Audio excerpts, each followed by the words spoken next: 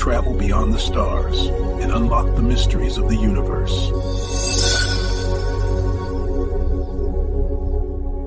Have you ever truly considered our place in the cosmos? Not just as a dot on a map, but in the grand, silent theater of existence. We are told Earth is a sphere, hurtling through space. But how small is this sphere, really? What if I told you that our understanding of scale, of bigness and smallness is not just a matter of science, but a profound philosophical and even mystical question? Stay with me as we peel back the layers of reality and question everything you think you know about the universe. For millennia humanity believed we were the center of everything. The heavens revolved around us, a divine spectacle put on for our benefit. This was the geocentric model championed by thinkers like Ptolemy in the 2nd century. It wasn't just an astronomical theory. It was a reflection of our own self-importance. The stars, the planets, the sun all danced to a tune composed for Earth. This worldview provided comfort, a sense of order and significance. Every sunrise was a confirmation of our special place in the cosmic hierarchy. The universe was knowable, finite, and fundamentally about us. This wasn't just ignorance, it was a deeply ingrained psychological need for centrality. Then, a revolution. A quiet Polish astronomer named Nicolaus Copernicus proposed a radical idea in the 16th century. He suggested that the Earth was not the center, but just another planet orbiting the sun. This was more than a scientific shift. It was a dimension. Suddenly, our home was just one of several celestial bodies, and the sun, not us, was the star of the show. Galileo Galilei, with his telescope, provided the evidence that shattered the old world. He saw moons orbiting Jupiter, proving that not everything revolved around Earth. The universe was bigger, more complex, and we were smaller than we had ever dared to imagine. The backlash was immense, not because the science was wrong, but because the implications were terrifying. We were adrift. This historical journey from the center to the periphery is just the first step. The numbers that modern science gives us are staggering, almost nonsensical to the human mind.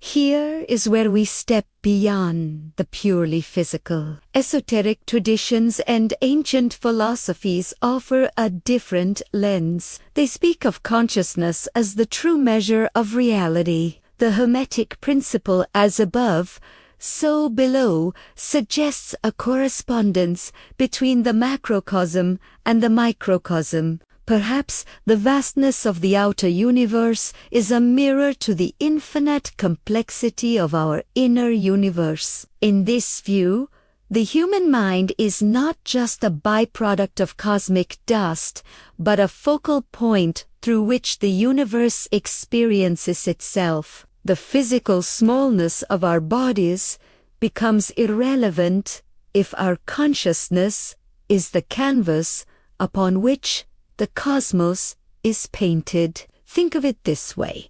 The entire known universe, with its trillions of galaxies, exists for you only as a concept, an image within your mind, without an observer, without a consciousness to perceive it. Is the universe even there? This idea isn't just ancient mysticism. It echoes in the strange corners of modern physics. Quantum mechanics hints at a universe that is participatory. The observer effect suggests that the very act of measurement influences reality. A particle state remains a fuzzy cloud of probabilities until a conscious observer looks at it, forcing it to choose a definite state. Could it be that consciousness is not just a passive witness, but an active co-creator of reality? If so, our physical scale is a cosmic misdirection. We might be physically infinitesimal, but consciously we could be central. Our role might not be to physically dominate the universe, but to bring it into being through the act of observation and understanding.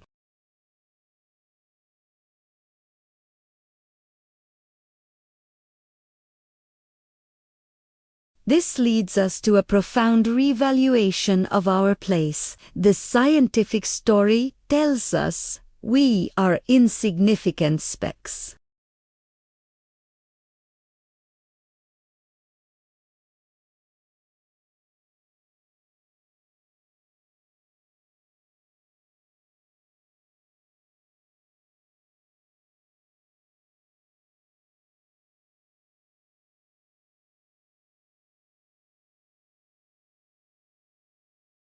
Our smallness in space is balanced by our depth in consciousness. Ancient mystics and modern physicists, in their own languages, seem to be circling the same mysterious truth, that reality is far stranger and more interconnected than our everyday senses suggest.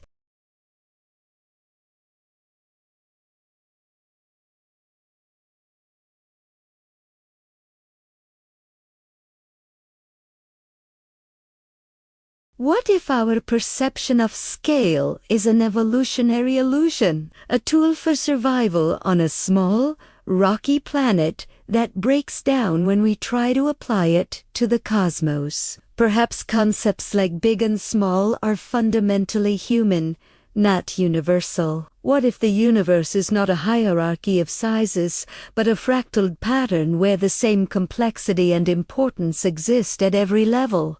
A single cell in your body contains a world of intricate processes, just as complex as the orbits of galaxies. The atom is as mysterious and vast in its own way as the cosmos. Where, then, is the center?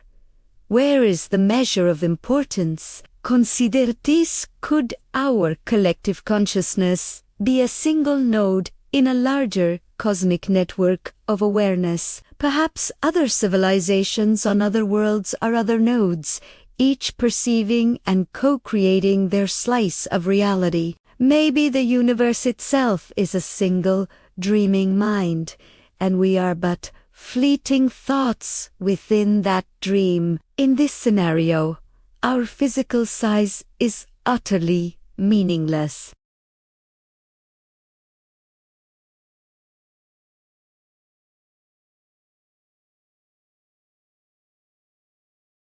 This isn't science fiction. It's a logical extension of the questions raised by both physics and philosophy. We are forced to confront the possibility that the material world is not the ultimate reality, but a projection from a deeper, more fundamental level of existence.